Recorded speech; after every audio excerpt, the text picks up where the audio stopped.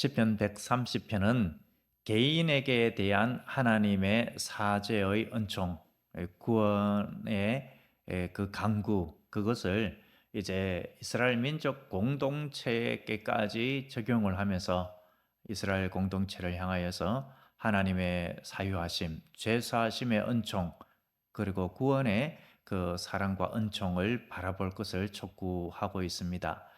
이스라엘에 대하여서 하나님을 간절히 바라고 소망할 것을 권하고 있습니다. 7절을 보면은 이스라엘아 여호와를 바랄지어다라고 하고 있습니다. 이스라엘 민족 공동체를 향하여서 자신의 민족 온 나라 국민 한 명 한 명 모두 여호와 하나님을 바라보고 소망할 것을 촉구하고 있는 것이죠. 왜 여호와 하나님을 간절히 바라고 소망하라라고 권면하고 있겠습니까? 그것은 바로 7절 하반절에 여호와 하나님이 어떠한 하나님이신가를 알면은 아 그렇구나 이렇게 분명히 그 권면의 이유를 알 수가 있죠. 7절 하반을 보면은 어떻게 이야기를 하고 있습니까? 여호와께서는 무엇과 무엇이 있다라고 했습니까? 인자하심과 풍성한 속량이 있음이라. 여호와라는 이 하나님에 대한 신명을 여호와를 바랄지어다. 여호와께서는 이렇게 두 번 사용하는 의도를 이제 충분히 아실 것입니다. 여호와라는 이 신명을 사용하는 것이 어떤 차원에서 이 시편의 시인이 사용을 하고 있는가 하면은 하나님의 언약과의 관계, 하나님의 언약을 이제 이야기할 때에 여호와라는 이 신명을 사용한다라고 했죠. 언약의 신실한 여호와 하나님의 면모를 가리키는 이 예호와라는 히브리어로 된 하나님의 신명, 우리나라 말로 여호와라고 번역하는 이 신명을 사용을 한 것입니다. 하나님은 언약을 맺으시고 베푸시는 하나님이시다. 그 여호와 하나님의 인자하심이 있다라는 것입니다. 헤세드라고 번역할 수 있는 이 인자하심은 인자로도 번역이 되고 자비, 긍휼로도 번역을 할 수가 있습니다. 하나님의 언약적 사랑을 이야기합니다. 무조건적인 사랑, 다음 없는 사랑, 그 풍성한 긍휼, 자비 이런 의미가 있습니다. 긍휼은 창자가 끊어지는 듯한 그러한 안타까움과 동정심을 가지고 연민의 마음을 가지고 단순히 불쌍히 여기는 것뿐만 아니라 실제적인 사랑을 베풀어 주는 그런 차원을 긍휼이라고 말하고 있습니다. 우리가 영원한 심판받을 수밖에 없는 모습을 불쌍히 여겨서 정말 창자가 끊어지는 듯한 그 아픔 가운데에서 내가 어떻게 에, 내가 나의 백성을 살릴 수 있을까? 그래, 내가 대신 죽어야 되겠다. 이 주님의 마음이 바로 긍휼의 마음인 것입니다. 자비는 마땅히 벌 받아야 하는데 벌 받지 아니하는 것을 자비라고 합니다. 하나님의 그 긍휼에 의하여서 하나님의 언약적인 사랑에 의하여서 마땅한 심판받아야 할 우리에게 하나님께서 인자하심을 베풀어 주셔서 십자가의 사랑으로 다가오신 것입니다. 여기서 속량이라고 한 이 속량은 값을 주고 다시 되찾는다라는 의미가 있습니다. 구속이라는 표현을 쓸 수도 있습니다. 하나님께서 그 크신 사랑과 희생을 다 치르면서까지 우리를 죄와 사망의 종로에서 건져 주신 그 모습이 바로 속량인 것입니다. 지금 시인은 바벨론 포로 중에 있는 이스라엘 백성들을 하나님께서 이러한 인자하심과 풍성한 속량으로 함께 해주심에 대한 확신을 가지고 모든 같은 동족을 향하여서 이 좋으신 하나님, 인자하신 하나님, 풍성한 속량을 베풀어 주시는 하나님만 바라고 소망하자 이렇게 권면을 하고 있는 것입니다.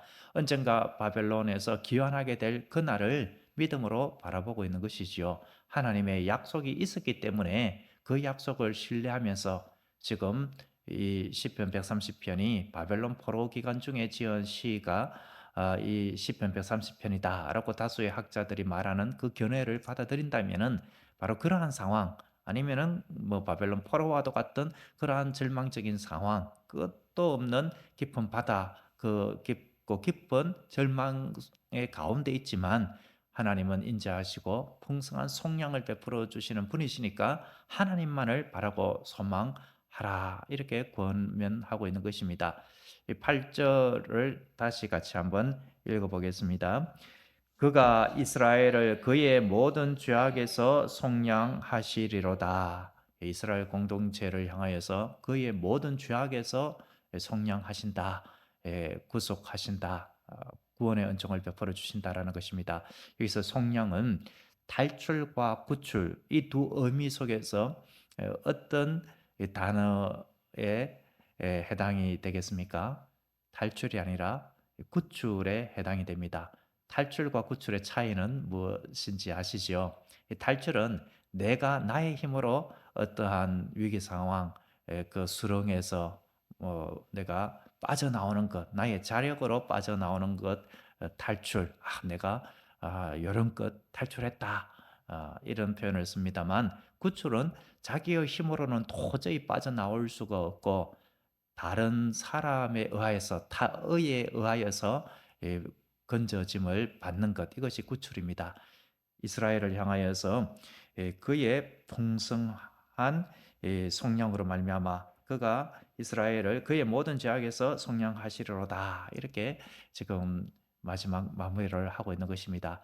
하나님께서 건져 주신다. 하나님께서 이 바벨론의 그 모든 힘든 역경, 시련, 고난, 이것을 마침내 하나님의 은혜로 회복시켜 주신다, 이러한 권면을 하고 있습니다. 풍성한 속량, 이것은 완전한 회복을 이야기하고 있는 것입니다.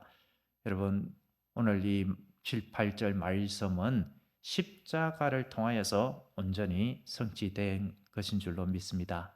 예수 그리스도의 십자가로 말미암아 이 약속이 완전히 성취되었죠. 그래서 성경의 모든 말씀은 다 예수 그리스도를 향하고 있다라고 말하고 있는 것입니다. 에베소서 1장 7절은 이렇게 말씀하죠. 우리가 그리스도 안에서 그의 피로 말미암아 속량 곧 죄 사함을 받았느니라라고 하고 있습니다. 예수님께서 십자가에서 돌아가실 때에 다 이루었다라고 하신 말씀은 바로 이 인자심과 풍성한 속량을 내가 다 이루었도다라고 십자가 상에서 그 가상칠은 마지막 말씀을 하신 것이죠. 다 이루었다라고 하시고 내 영혼을 받으소서라고 하시면서 이제 운명을 하신 것이 아닙니까? 예수님께서 이 세상에 오실 때에 수태고지를 통하여서 예수님의 이름이 고지되었습니다. 예수님의 이름, 예수란 이름의 뜻이 무엇입니까? 자기 백성을 그들의 죄에서 구원할 자가 아닙니까? 마태복음 1장 21절에 아들을 낳으리니 이름을 예수라 하라. 이는 그가 자기 백성을 그들의 죄에서 구원할 자이심이라 하라라고 했습니다. 디도서 2장 14절 말씀입니다. 그가 우리를 대신하여 자신을 주심은 모든 불법에서 우리를 속량하시고 우리를 깨끗하게 하사 선한 일을 열심히 하는 자기 백성이 되게 하려 하심이라라고 하고 있습니다. 하나님의 인자하심, 다음 없는 사랑으로 풍성한 속량으로 그 귀한 값을 치르고 예수님께서 사람이 되어서 이 세상에 오셔서 십자가에서 그 값을 치름으로 우리를 죄와 사망에서 구출시켜 주셨습니다. 이렇게 구출시켜 주신 이유와 목적이 디도서 2장 14절에도 나오고 있죠. 시편 130편 4절에서는 사유하심이 주께 있는데 그 이유와 목적이 무엇이라고요? 이는 주를 경외하게 하기 위함이다라고 하고 있지 않습니까? 하나님을 경외하도록 하기 위하여서 죄 사함의 은총을 주셨다. 이 말씀이 디도서 2장 14절에서 하반절에서 우리를 속량하시고 우리를 깨끗하게 하사 선한 일을 열심히 하는 자기 백성이 되게 하려 하심이라. 여기서 선한 일이 무엇이겠습니까? 선하신 분은 오직 한 분 여호와 하나님이십니다.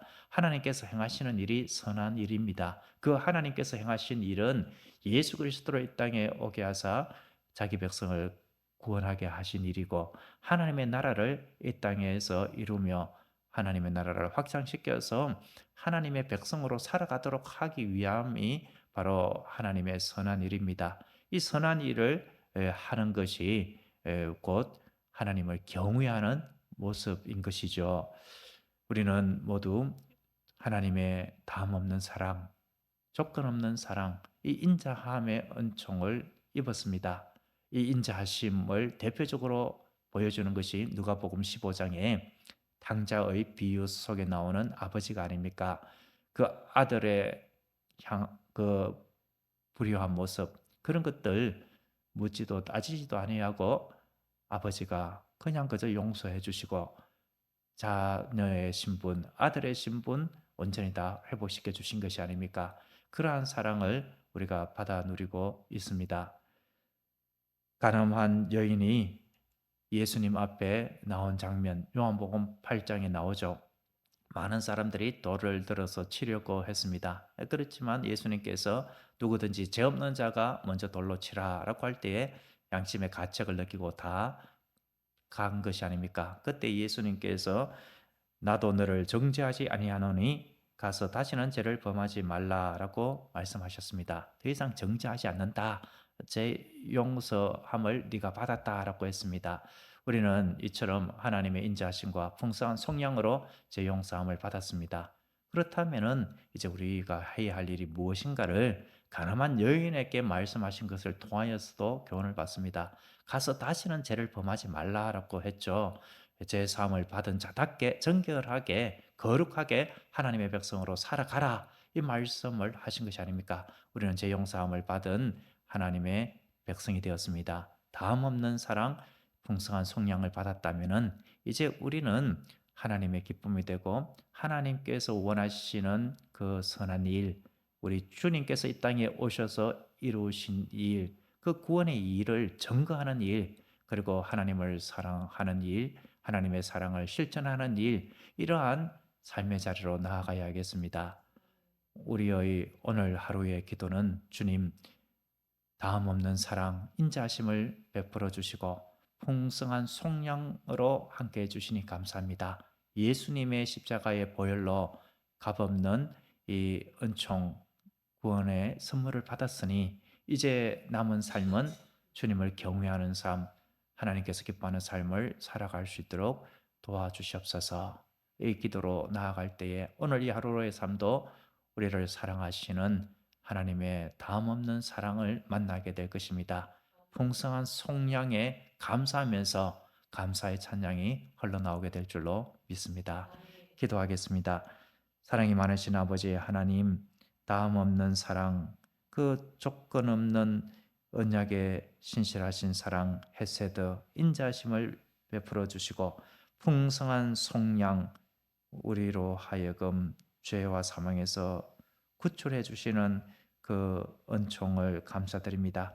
이제 이러한 은혜를 받은 자답게 주님을 사랑하고 하나님께서 기뻐하는 선한 일, 복음을 위한 일, 한 영혼을 살리며 주님의 사랑을 증거하고 실천하는 그러한 삶의 자리로 나아갈 수 있도록 도와주시옵소서.